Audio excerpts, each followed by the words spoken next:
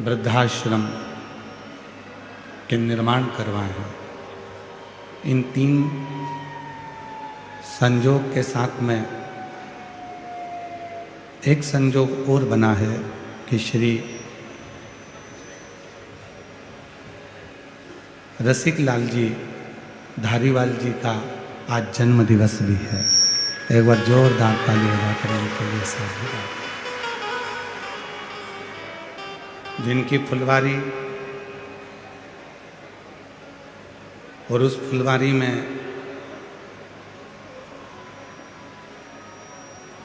ये पवित्र पावन शिव महापुराण की कथा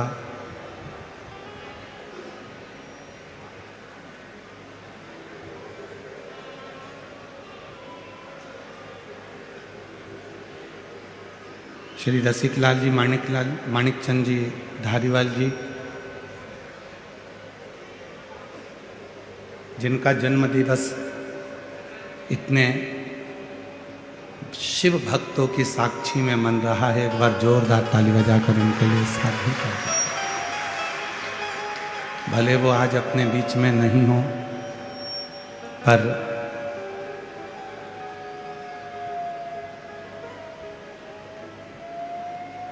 प्रत्यक्ष अप्रत्यक्ष रूप से बाबा की ये पवित्र कथा आप श्रवण जरूर कर रहे हैं।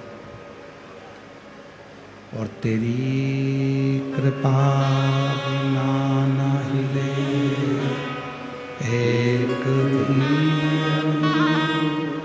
लेते सांस तेरी कृपा से बखान क्या करूं मैं राखों के ढेर का चपटी भगोर खजाना हे गंगाधार मुक्तिवार ओंकार तू भोले ओंकार तू आयो शरण तेरा शंभो। ये शिव की उदारता, भगवान शंकर की करुणा, उनकी दया, उनकी कृपा, जो ये पवित्र पावन कथा आप और हम श्रवण करने के लिए यहाँ पर विराजमान है।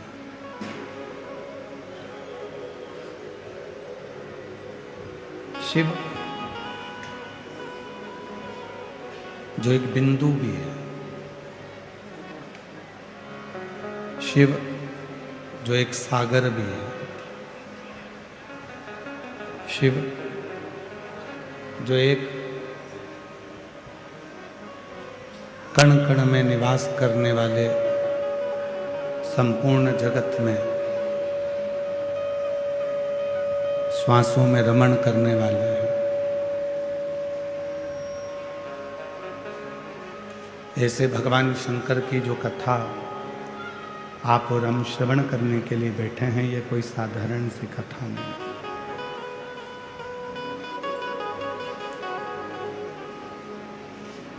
एक क्षण भी हम भगवान शिव से अपने मन को, अपनी आत्मा को उस परमात्मा से जोड़ें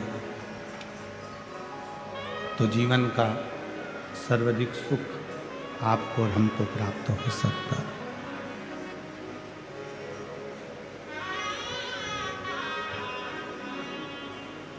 मंदिर जाते हो, शिवालय जाते हो, शंकर जी की आराधना करते हो, पूजन करते हो, एक लोटा जल समर्पित करते हो।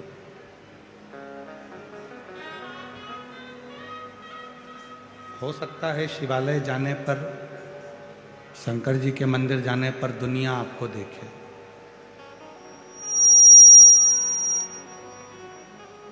हो सकता है शिवालय जाने पर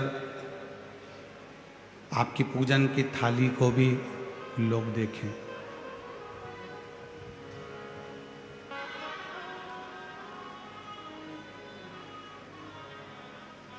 हो सकता है पूजन करने जाने पर या शंकर के मंदिर जाने पर तुम्हारा जल चढ़ाने का जो लोटा है, पात्र है, उस पात्र को उस जल चढ़ाने के लोटे को भी हो सकता है कोई देखे।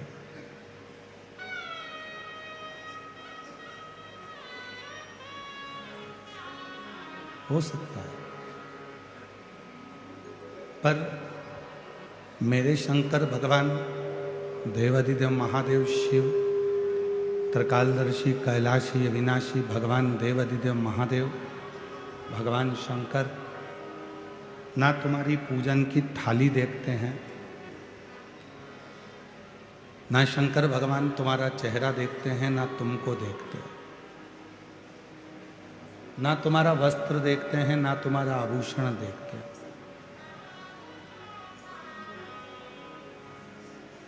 मेरे भोले बाबा तो केवल तू जो निर्मल मन लेकर सच्चा हृदय लेकर शिव के पास पहुंची है, शंकर के पास पहुंचे हो, भगवान भोलेनाथ केवल तुम्हारा निर्मल मन देखते हैं, इसके सिवाय कुछ नहीं। शिव यदि देखेंगे तो केवल तुम्हारा निर्मल मन देखेंगे, इसके सिवाय कुछ नहीं।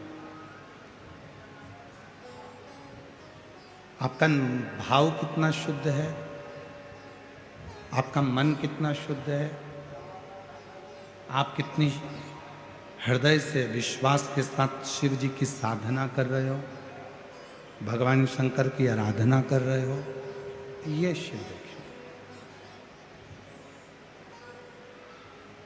भगवान ये देखने के लिए नहीं बैठा है कि तुमने वस्त्र कौन सा पहना। और हमने पहले भी कथा में कहा, आज फिर कहते हैं, भगवान शंकर को पाने के लिए कपड़ा बदलने की जरूरत नहीं पड़ती, भगवान शंकर को पाने के लिए कलेजा बदलने की जरूरत पड़ती है, भगवान शिव प्राप्त हो।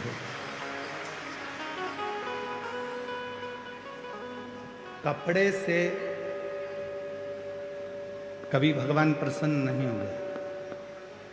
कितना भी कपड़ा बदल लो, कितना भी वस्त्र बदल लो, उससे भगवान प्रसन्न नहीं हो सकते।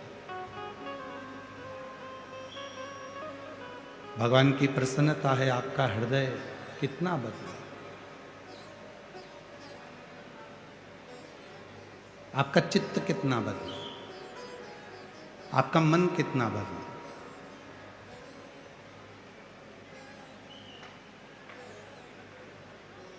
शीतल शीतल जल हम शिव जी को समर्पित करते हैं, शीतल शीतल जल हम भगवान शंकर को चढ़ाते हैं। क्यों चढ़ाते हैं? वो शीतल जल हमें प्रेरणा देता है कि केवल मेरे शिवलिंग पर शीतल जल ना चढ़ाओ, अपने भीतर भी जो आत्मलिंग विराजमान है उस आत्मलिंग को भी शीतल रखो।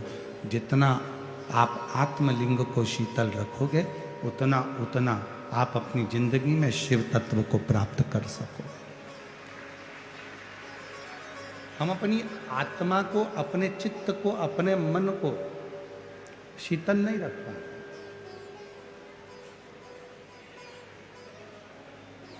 किसी ने कुछ कहा और हमें क्रोध आ गया, किसी ने कुछ बोला और हमको गुस्सा आ गया, ये श्रेष्ठता नहीं। समय का परिवर्तन इतना भारी हो जाता है कि कभी कभी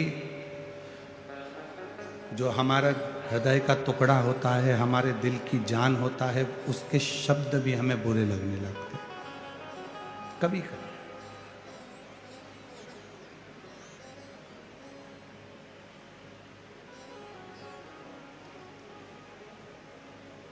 जिस बहू को आप देखकर, समझकर, बातचीत कर कर लेकर आए हो, कभी कभी वही बहू अगर कुछ शब्द कह देती है तो हमको बुरा लग जाता है। जिस बेटे को आपने पाल पोस कर बड़ा करा, वही बेटा यदि कोई शब्द कह देता है तो आपको बुरा लग जाता है। पति आपको कोई शब्द कह देता है तो बुरा लग जाता है, पत्नी कोई शब्द कह देती है तो बुरा लग जाता है।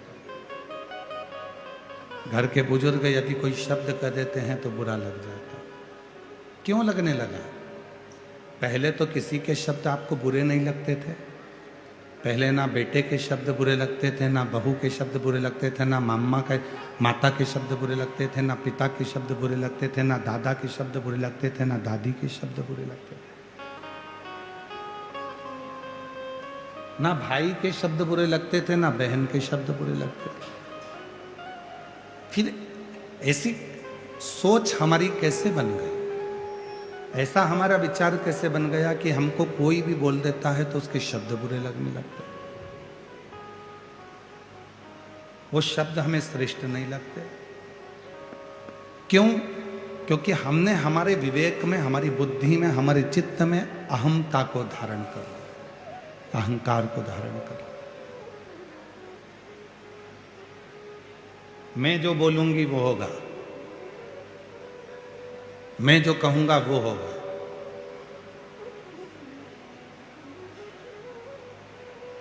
और हमने पहले भी कथा में कहा, दादाजी कहते हैं कि मैं किसी की नहीं सुनूंगा, दादी कहती है मैं किसी की नहीं सुनूंगी, सास कहती है मैं किसी की नहीं सुनूंगी, पति कहता है मैं नहीं सुनूंगा किसी के, पत्नी कहती है मैं किसी की नहीं सुनूंगी, बहू कहती है मैं किसी की नहीं सुनूंगी, बेटा कहता है मैं किसी की नहीं सुनूंगा। तो सुनेगा कौन? सीओर वाला महाराज। जब तुम नहीं सुन रहे हो, एक दूसरे की बात को मानने को तैयार नहीं हो, एक दूसरे को समझने को तैयार नहीं हो, तो समझेगा कौन? कौन सुनेगा? और दुनिया का सबसे कठिन काम है सुनना।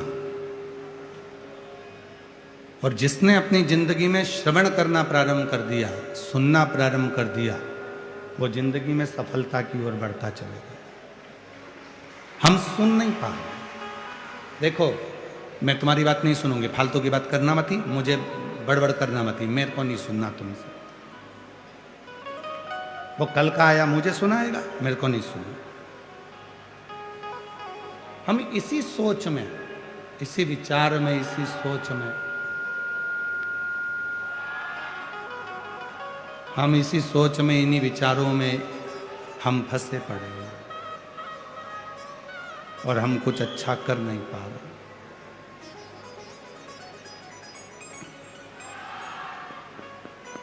आप अच्छी सोच रखो, अच्छे विचार रखो। मेरा भोले बाबा ना तुम्हारे पूजन की थाली देखता है, ना तुम्हारे पूजन के वस्त्र देखता है। मेरा भोले बाबा केवल तुम्हारा निर्मल मन देखता है, केवल, और कुछ भी नहीं। और जो जैसी भावना लाया वो वैसा ही फल पाए, नहीं खाली उसे लौटाया वो मन ही मन हर्षाया, और कर दिया माला माल काशी वाले ने, लुटा दिया भंडार काशी वाले। शिव निर्मल मन देख रहा है, शिव अच्छी सोच देख रहा है, शिव अच्छा विचार देख रहा है, शिव अच्छी दृष्टि देख रहा है, और कुछ भी नहीं देख रहा है बाबा।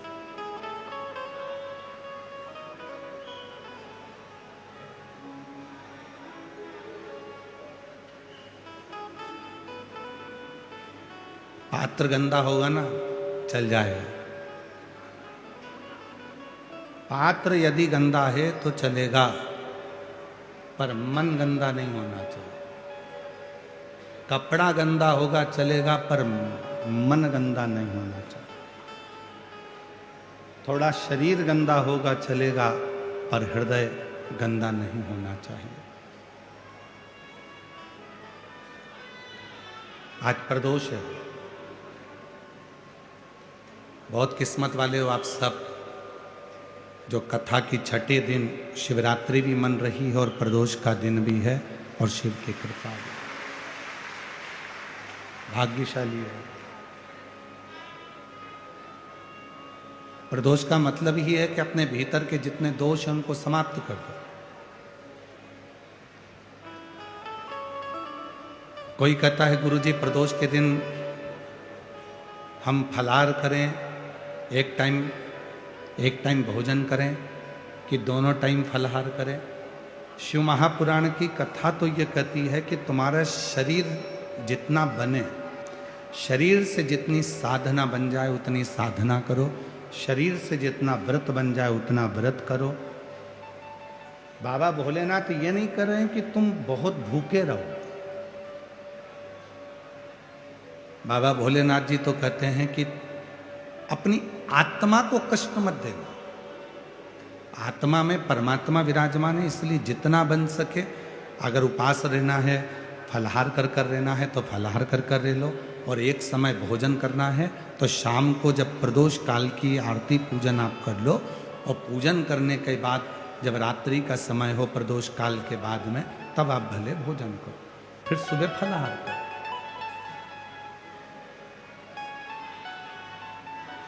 कुछ कुछ लोग ऐसे होते हैं कि प्रदोष के दिन फलाहार ग्रहण कर कर अगले दिन पालना करते हैं, अगले दिन ही अन्न ग्रहण करते हैं। तुम्हारे मन की जो संतुष्टि, तुम्हारे हृदय की जो संतुष्टि, तुम्हारी आत्मा की जो संतुष्टि हो, उस संतुष्टि से शिव प्रसन्न हो।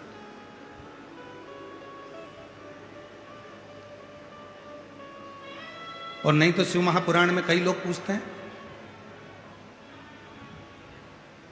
हम कई जगह पर कथा करने जाते हैं तो वहाँ पूछते हैं साहब जजमान को गुरुजी कथा सुनना है तो क्या व्रत करना पड़ेगा? हम कह देते हैं उसकी मर्जी, करे तो ठीक, ना करे तो ठीक। शिव जी को एक लोटा जल चढ़ाओ, कथा के पंडाल में आओ, कथा सुनो और अपने जीवन को सार्थक बनाओ।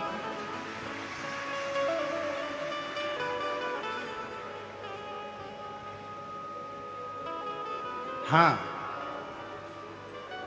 श्रीमद् भागवत में जरूर लिखा है कि एक फल का सेवन करो और कथा को सुनो। इतने में काम ना चले तो फिर एक समय फलाहार करो, कथा को सुनो।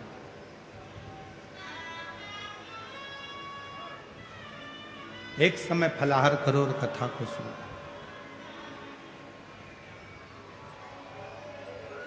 पर कोई हमसे शिव महापुराण की बात करे तो हम कह देंगे एक समय फलाहार करो, ना बन सके तो एक समय भोजन करो, और इतने में भी काम ना चले तो दोनों समय भोजन करो, पर शिव महापुराण की कथा जरूर सुनो। और इतने में भी काम नहीं चले, दोनों समय भोजन में भी काम नहीं चले तो टिफिन लेके कथा में चलो, पर कथा सुनो, कथा नहीं छोड़ना।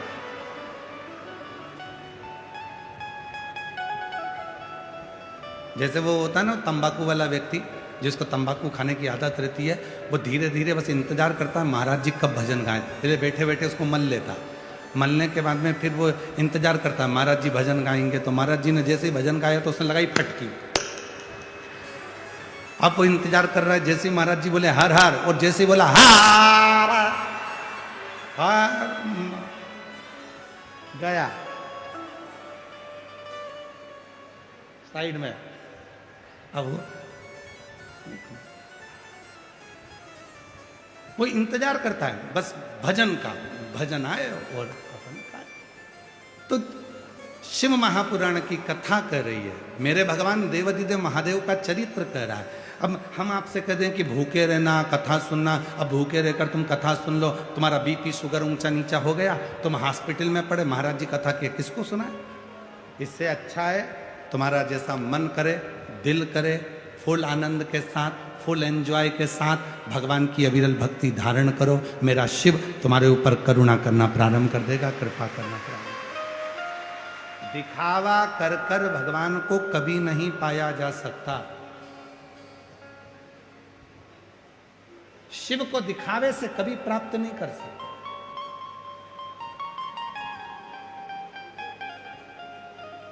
उसको केवल प्राप्त किया जा सकता है तुम निर्मल मन से। आप कैसे हो, क्या दे रहे हो, कितना दे रहे हो, वो भी शिव नहीं देते। मैं शंकर भगवान को 1000 लीटर दूध से स्नान कराऊंगी, भगवान ने तो नहीं कहा कि तू करा। मैं 108 बेलपत्र शंकर भगवान को चढ़ाऊंगी, भगवान ने ये भी नहीं कहा। भगवान तो कहते हैं एक बेलपत्र मुझे चढ़ा, ये भी ना मिले तो मेरी चढ़ी हुई बेलपत्र उठा ले, धो ले, वापिस चढ़ा दे, भगवान कह रहे। पर शिव जी कह रहे हैं कि कोई कहे कि शिव ने इतना कहा, ना ना ना, वो उसको कुछ नहीं चाहिए, उसको तो केवल तुम्हारा हृदय, मन, चित्त। एक कथा आती है, एक बहुत घने जंगल में एक चिड़िया रहती थी। छोटी सी चिड़िया थी। उसी घने जंगल में जहां चिड़िया रहती थी, उसी घने जंगल में एक शंकर का शिवालय था। ओटला बना है, शिवलिंग रखा है।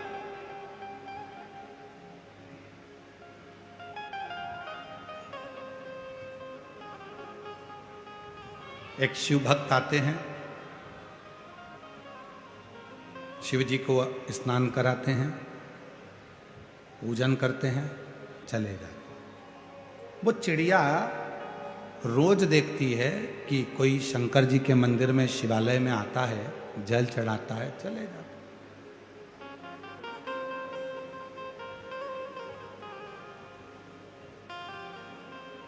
6 महीना 8 महीने तक चिड़िया ने देखा, और 8 महीने के बाद वो जो महाराज जी आते थे, जो शिवालय आते थे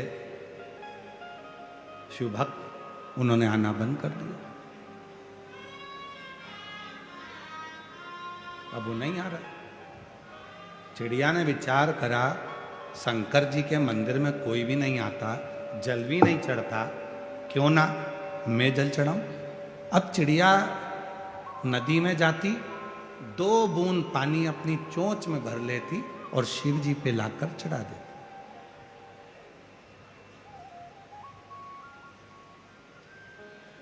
रोज चिड़िया उड़ती है, 2 बूंद पानी अपनी चोंच में भरती है, शिव जी पे लाके डाल देती।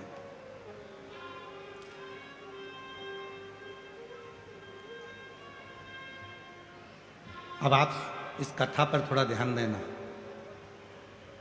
जो लोग कहते 1000 लीटर दूध चढ़ाऊंगी, कोई कहता है 108 बेलपत्र चढ़ाऊंगा, कोई कहता है इतना जल चढ़ाऊंगा, कोई कहता है मैं 200-500 लोटा जल चढ़ाऊंगी। नहीं, शिव शिव शिव शिव। 2 बूंद चिड़िया जल लेकर आती थी और 2 बूंद जल शिव जी पे छोड़ देती थी, चोंच में भरकर लाती, छोड़।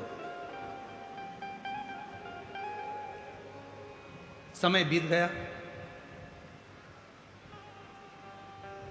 खूब समय निकल गया। चिड़िया रोज का नियम करती। अब बहुत तेज गर्मी पड़ी, नदी सूख गई, तालाब सूख गए, बावड़ी सूख गई, कुएं सूख गए। जंगल में लकड़ी आपस में घिसती है तो आग लग जाती है और पूरा जंगल जलने लगता है। चिड़िया के मन में आया कि मैं शंकर जी को पानी कहां से लाकर चढ़ाऊं, मेरा तो नियम टूट रहा है। नदी सूख चुकी है, तालाब में पानी नहीं है, मैं पानी लाऊं तो लाऊं कहां से।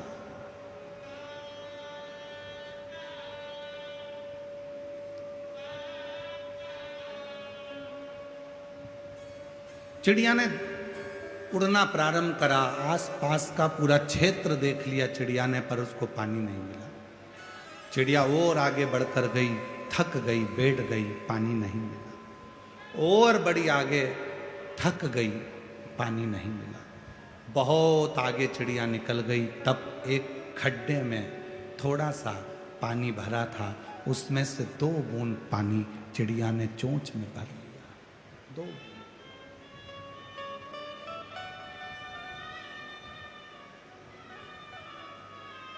2 बूंद पानी चिड़िया ने अपनी चोंच में भरा, लेकर आ रही थी, खुश थी, आज शिव जी को जल चढ़ाऊंगी। और चोंच में पानी भरकर जैसी चिड़िया आ रही थी, आते आते आते आते एक जगह पर रुकी तो देखा जंगल में आग लगी हुई थी, सारे जानवर भाग रहे थे, सारे।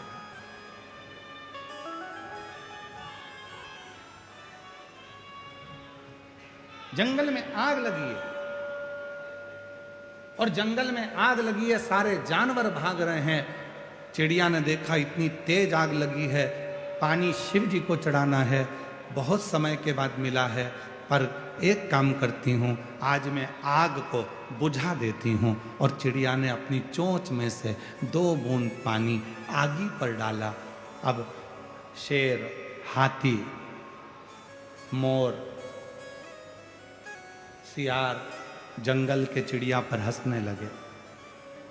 तेरे 2 बूंद पानी से कोई आगी बुझेगी?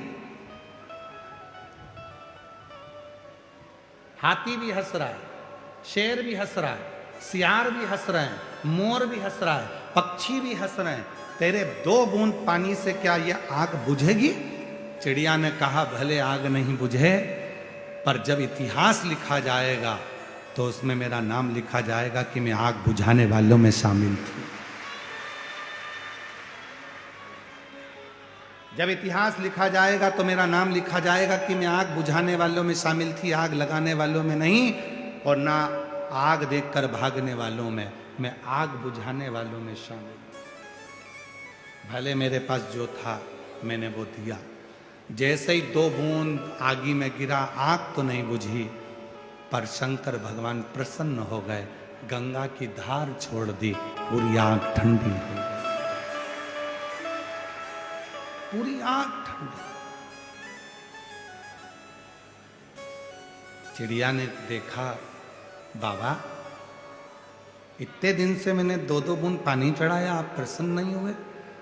शिव जी कहने लगे, चिड़िया तू रोज मेरे लिए जल लाती थी, आज तूने जनमानस के कल्याण के लिए जल का प्रयोग किया, और जो दूसरे के लिए जीना सीख जाता है, शिव उस पर करुणा करना प्रारंभ कर देते हैं।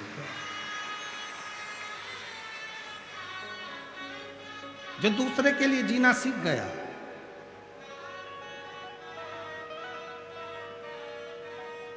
आज जिन श्री रसिकलाल जी, माणिकचंद जी धारीवाल जी का जन्म दिवस है,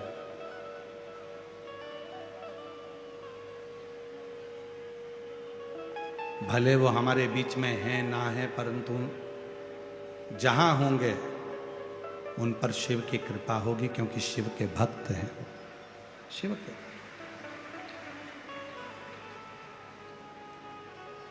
जो दूसरे के लिए जीना सीख गए। श्री रसिकलाल जी धारीवाल जी ने ये प्रेरणा दी है, कमाओ, खूब कमाओ। कल भी हमने कथा में कहा था, तुम्हारे शरीर की जितनी कैपेसिटी है उससे 4 गुना ज्यादा कमाना। जितना मेहनत कर सकते हो उतनी मेहनत करना, जितना परिश्रम कर सकते हो उतना परिश्रम करना, जितना कमा सकते हो उससे ज्यादा कमा। पर याद रखना, उसके साथ में थोड़ी थोड़ी कमाने के साथ में, धन कमाने के साथ में थोड़ी थोड़ी दुआ भी कमाते चले जाना, थोड़ा आशीर्वाद कमाते चले।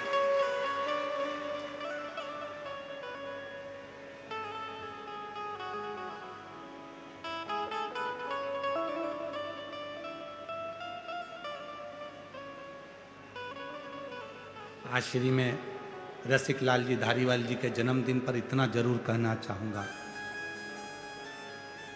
प्रेरणा लो उनसे, प्रेरणा लो उनसे। जो मृत्यु की सैया पर पड़े हुए थे और शरीर में जब कष्ट हो गया था, बीमारी हो गई, तब बाबा भोलेनाथ जिनकी वो आराधना करते थे, भगवान शंकर की पूजन करते थे, मृत्यु की सैया पर शिव से बात कर रहे हैं और शंकर से पूछ रहे हैं कि मुझे और क्या करना है। तो देव अधिदेव महादेव कहते हैं मैं तुझे और श्वास देता हूँ। अब पृथ्वी पर तेरे को रखा इसलिए है कि तू अपने धन का सदुपयोग करना, किसी वृद्धाश्रम का, किसी धर्मशाला का, किसी हॉस्पिटल का निर्माण कर कर जनमानस का कल्याण कर।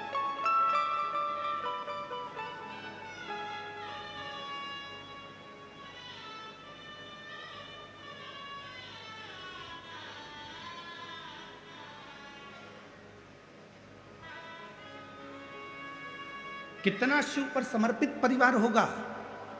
धाड़ीवाल परिवार को जरा देखिए, कितना शिव पर समर्पित। एक पत्र है,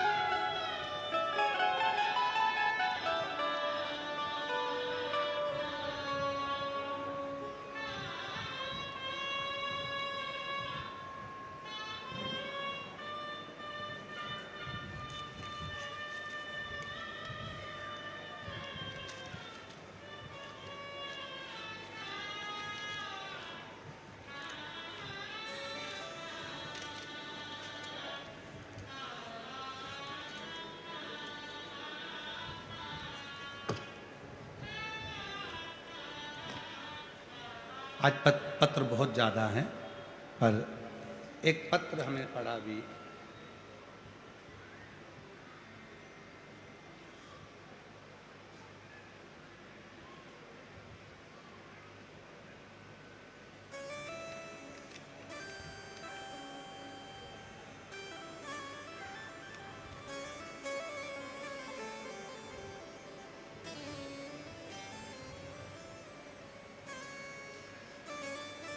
किसी ने लिखा है, मैं भीकाजी सखा राम जी लोढ़े। कहीं बैठे हों तो हाथ हिला सकते हैं। मैं भीकाजी सखा राम जी लोढ़े, रामलिंगम शिरूर से हूँ, मेरा मोबाइल नंबर है। आज श्रीमान रसिक लाल जी धारीवाल जी का 87वां जन्म दिवस है। पत्र में लिखा, मैं बताना चाहूंगा 67 से मैं उनसे जुड़ा हुआ था। 60 साल हो गए मेरे को उनसे जुड़े हुए।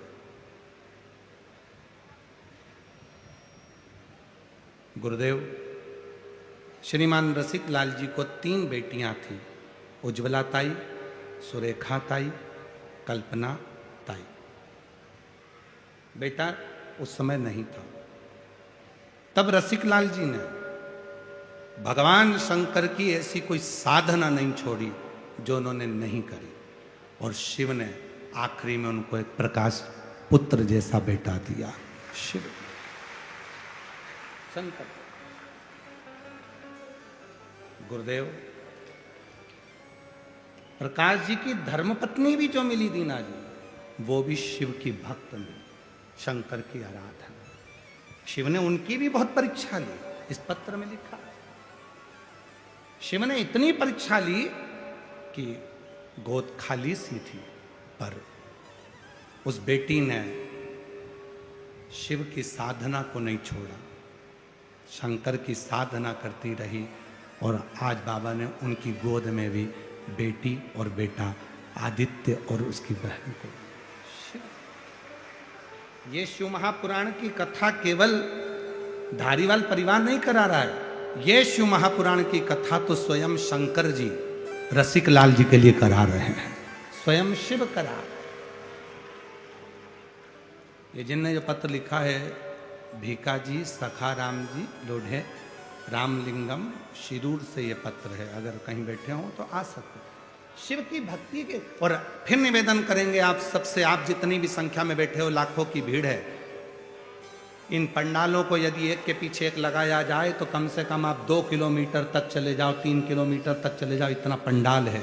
और पंडाल के बाहर जितनी पब्लिक बैठी हुई है, इधर साइड पीछे, सब अपनी अपनी चद्दर लगाकर, छाता लगाकर, पेड़ों के नीचे, भोजनशाला में, दुकानों में, गाड़ियों के नीचे, जो तुम भरे पड़े हुए हो, गाड़ियों के साइड में बैठे हुए हो, जहां जहां तुम बैठे हो, अगर लाखों की संख्या में आप लोग आए हो तो आप कोई साधारण नहीं हो। कहीं शिव जी से तुम्हारा कोई पुराना संबंध होगा तो बाबा ने तुम्हें देने के लिए बुलाया, बाबा ने तुम्हें देने के लिए बुलाया। इस अविरल भक्ति को धारण तो करो। और जो जैसी भावना लाया वो वैसा नहीं, खाली उसे वो मन ही मन, और कर दिया माला माल का, लुटा दिया भंडार का, लुटा दिया भंडार का, कर दिया माला का शिवाय। ये शरीर कब श्रेष्ठ है? जब हम किसी दूसरे के कार्य में आ जाए।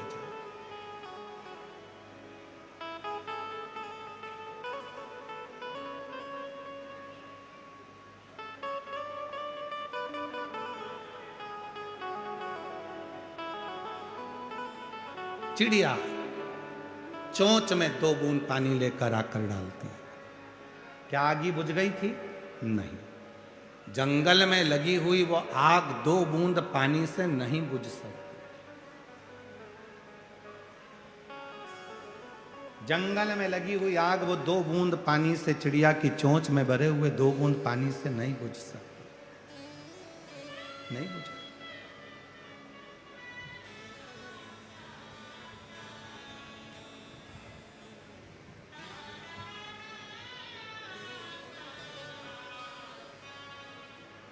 आप सब आए हो, अपने अपने साथ में कोई बिस्कुट लाया होगा, कोई पानी की छोटी छोटी बोतल लाया होगा, कोई टॉफी का पैकेट लाया होगा।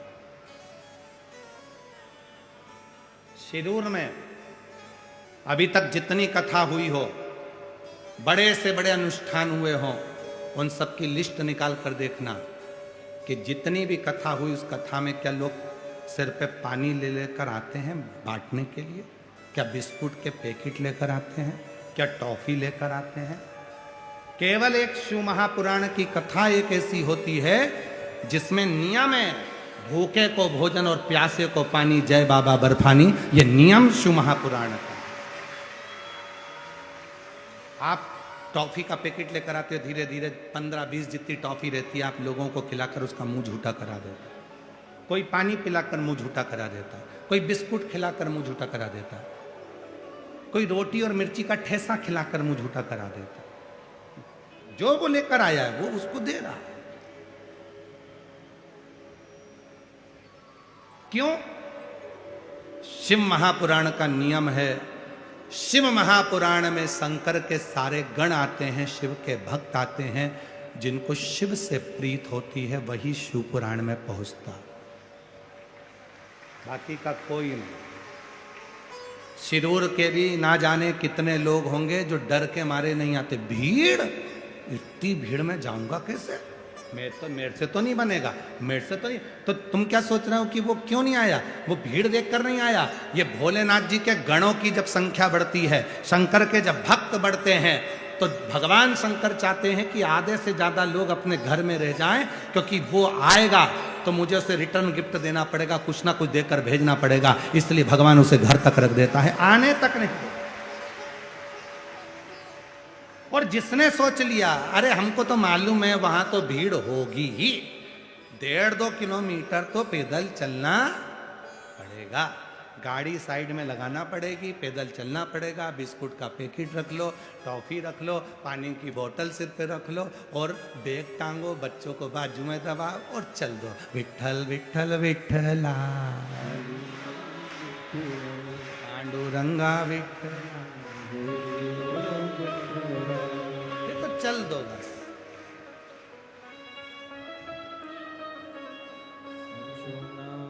आप ही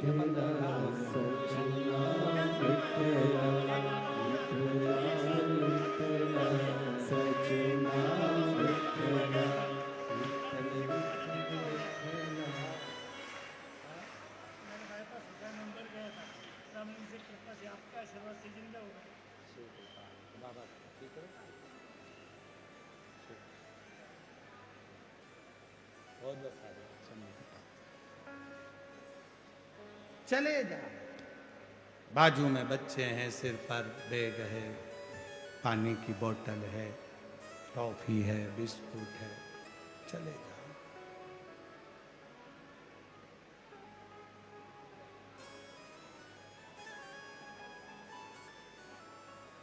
और महादेव नमन चरणों में। जितने बैठे हो सारे पंडालों में और पंडाल के बाहर जितने बैठे हो सब बोलेंगे, आपकी आवाज यहां तक आना चाहिए। महादेव नमन चरण स्वीकार कीजिए, सबका किया है मेरा भी उद्धार कीजिए, उद्धार कीजिए। है त्रिपुंडधारी, है त्रिशूलधारी, है त्रिपुंडधारी, है त्रिशूल। चरणों में तेरे बाबा जी पावन है चारों धाम, चरणों में तेरे बाबा जी पावन है चारों धाम। तेरी देव करते वंदना पूजे सीताराम, तेरी देव करते वंदना पूजे सीताराम।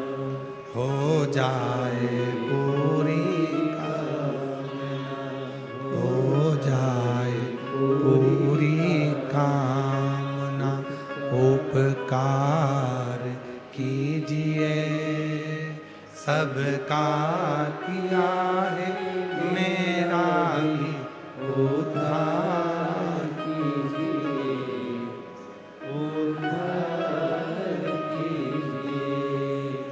है त्रिपुंडधारी, है त्रिशूलधारी, है त्रिपुंडधारी, है त्रिशूलधारी। चिड़िया ने 2 बूंद पानी अपने चोंच में लेकर आगी पर डाला, आगी बुझेगी नहीं।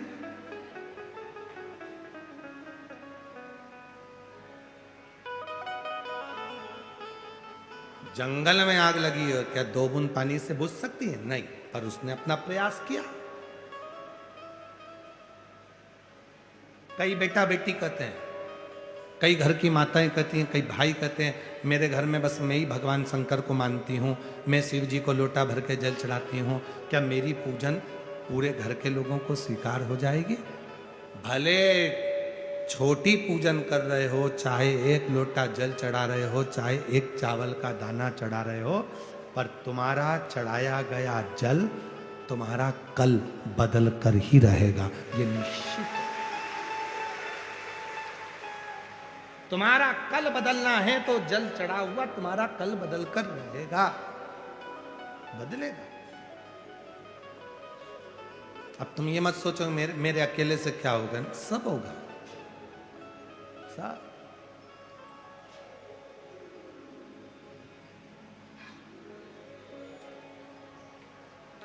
क्या नहीं हो सकता? सब कुछ हो सकता। अकेले ध्रुव जी महाराज थे, 4 वर्ष की अवस्था थी।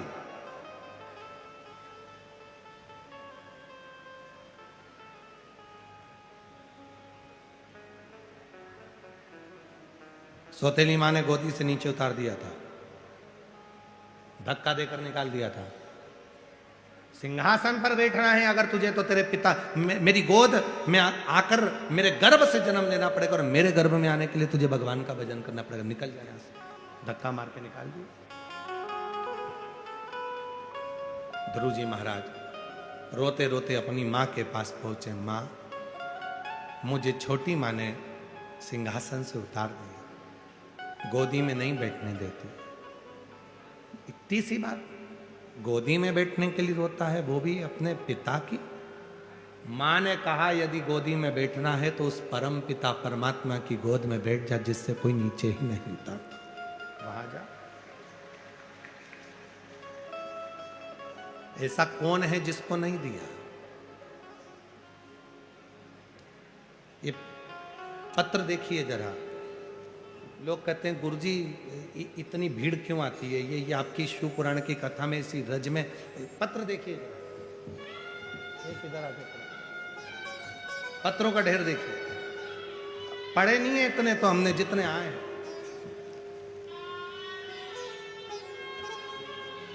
आस्था चैनल वालों से निवेदन है, सारे पत्र दिखा।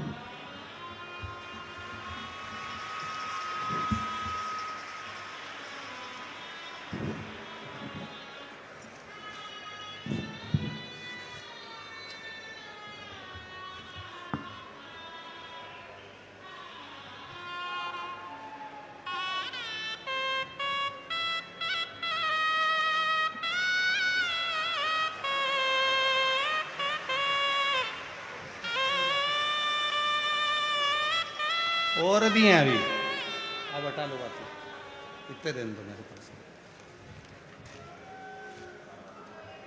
लोग कहते हैं इतनी इतनी भीड़ क्यों आती है, इतने भक्त क्यों आते हैं? ये वो पत्र हैं जिनको मेरे शंकर भगवान ने कथा सुनने वाले की गोदी में जिनको दिया है। ये वो पत्र हैं जिनको मेरे बाबा ने, जो जैसी कामना लाया वो वैसा ही फल पाया, नहीं खाली उसे लौटाया वो मन ही मन हर्षा। और ये पत्र उनके हैं जिनसे हम कभी नहीं मिलते, ना आप और पूरी दुनिया जानती है सीहोर वाला महाराज मिलता ही नहीं, कभी नहीं मिलता। अपना भजन पूजन भला हमारे श्री प्रकाश भाई जी और आदित्य बाबू, उनकी धर्मपत्नी आदित्य जी की माता जी रीना भाभी जी, उनकी गुड़िया, उनकी बहनें प्रकाश भाऊ जी की, सब आई। हमारा पाठ पूरा हुआ, हम थोड़ी देर मिलके वापस अपने कमरे में चले गए। कक्ष में हमारे ज़्यादा मिलना नहीं। और इतने लोग बैठे हैं, कोई कह दे कि गुरुजी किसी से मिले हो, किसी से चर्चा करी हो, किसी से बात करी हो, ना ना। आप शिव जी को एक लोटा जल चढ़ाओ, शिव महापुराण की कथा सुनो, पंडाल में बैठो, वहाँ की मिट्टी को अपने हृदय से लगाओ, जो कामना है दिल से कहकर जाओ। 3 महीने में फिर वापिस भुसावल में तुम्हारा पत्र पढ़ने के लिए तैयार है। फिर तुम्हारे नगर में आसपास में कथा हो तो तुम्हारा पत्र उसी व्यासपीठ पर आएगा। जो तुमने यहाँ मांगा, जो तुमने प्रार्थना करी है, जो तुमने विनय करा,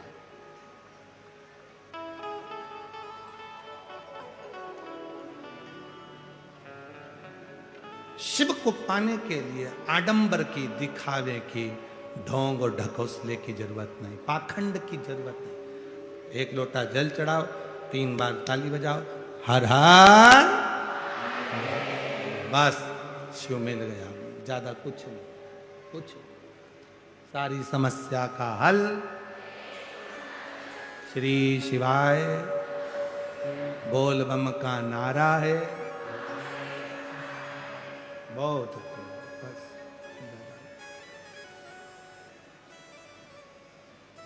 उसके आश्रित रहो, किसी दूसरे के,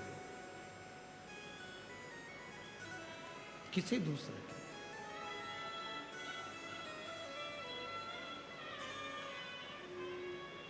अभी बीच में जब धारीवाल परिवार के दामाद श्री रोहित जी मेहता अभी कल परसों तो बाहर गए थे, बेंगलोर वगैरह उनका कार्य था कुछ, तो 2 दिन पहले जब उनसे मिलना हुआ था तो उन्होंने कहा गुरुजी इंदौर आओ तो जरूर आना। हमने कहा जरूर आएंगे। इतने में पास में आशीष खड़ा था, गुरुजी कब जाओगे? हमने कहा ये तो भोलेनाथ जब खींच के बुलाएगा तब पहुंचना होगा, जाना भी नहीं होता। हम भले कह दें कि हम आएंगे, उधर निकलेंगे तो आएंगे जाएंगे, पर भजन स्मरण अपनी कीर्ति भक्ति करो, जपते रहो, भजन करते रहो। पर हम रोहित जी मेहता जी को कम से कम इस बात के लिए आशीर्वाद देंगे, उनके माता पिता के संस्कार इतने अच्छे हैं, कम से कम उन्हें पहली मुलाकात में ये तो कहा कि गुरुजी घर पधारना, बाबा की कृपा से एक बार जरूर आना। ये संस्कार होते हैं। जब संत, भले संत ना जावे, साधु ना जावे, गुरुजन ना जावे, पर उसका हृदय तो चले गया आशीर्वाद के रूप में, बहुत ये श्रेष्ठता होना चाहिए। कहीं पर भी रहो, शिरूर वालों, भले घर पर बैठकर कथा सुन रहे हो, पर इतना याद रखना, आज शिवरात्रि है, घर पे बैठ के भले कथा सुनो, पर जो गांव में रहते हैं शिरूर में, उनसे निवेदन है आज की रात्रि में 5 मिनट आकर, 10 मिनट आकर कथा के पंडाल की मिट्टी को जरूर नमन करना। वो जीवन का सुख प्रदान करने वाली है। जीवन भले तुम दिन में भीड़ के कारण, मालूम है बहुत भीड़ है, बहुत भीड़ है, बहुत भक्तों का सैलाब है, पर फिर भी थोड़ा सा, वो 2 बूंद पानी से आग नहीं बुझ सकती है, पर वो 2 बूंद पानी जो तुमने समर्पित किया है, उसमें तुम्हारा समर्पण तो है, उसमें समर्पण तो है ना तुम्हारा, बस बहुत। तुम बहुत बड़ा भंडारा नहीं कर सकते, पर एक बिस्कुट का टुकड़ा खिलाकर समर्पण तो है, एक टॉफी खिलाकर समर्पण तो है, अपनी पानी की बोतल में से पानी पिलाकर समर्पण तो है। हम कथा में क्या क्या चीज लाने की बोलते हैं, आपको मालूम है ना? कथा में क्या क्या चीज लाने की बोलते हैं? पानी की कितनी बोतल? जम के बोलो जरा। 2, 1 छाता, 1 बिछाने की दरी और 1 ओढ़ने का कम्बल।